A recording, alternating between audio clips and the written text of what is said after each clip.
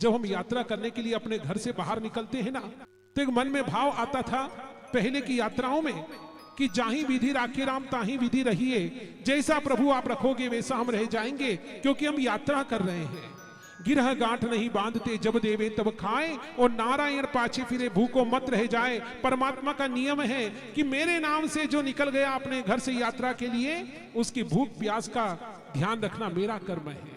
इसलिए भगवान उसके पीछे पीछे चलने लगते हैं। जहां भूख लगे उसे भोजन की तैयारी करते हैं, जहां प्यास लगे जलपान उसे कराते हैं।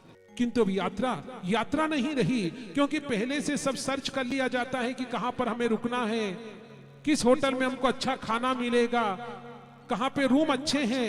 ये सारी तैयारियां पहले से हो जाती हैं। और जब हम यात्रा पर जाते हैं ना, जैसे जाते हैं वैसे लौट के आ जाते हैं।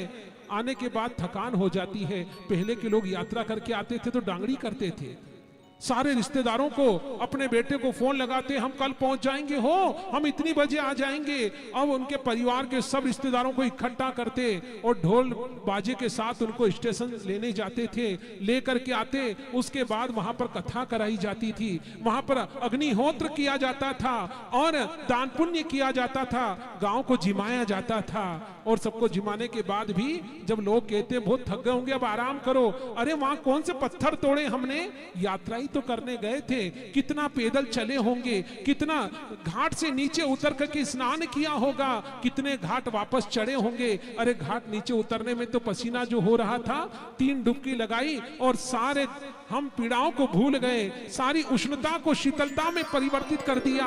किंतु जब वापस चढ़ करके घाट से मंदिर में पहुंचे, फिर पसीने से सराबोर हो गए। उसके बाद भी एक ऊर्जा बनी हुई है। ये ऊर्जा रोज हमको मिलना चाहिए।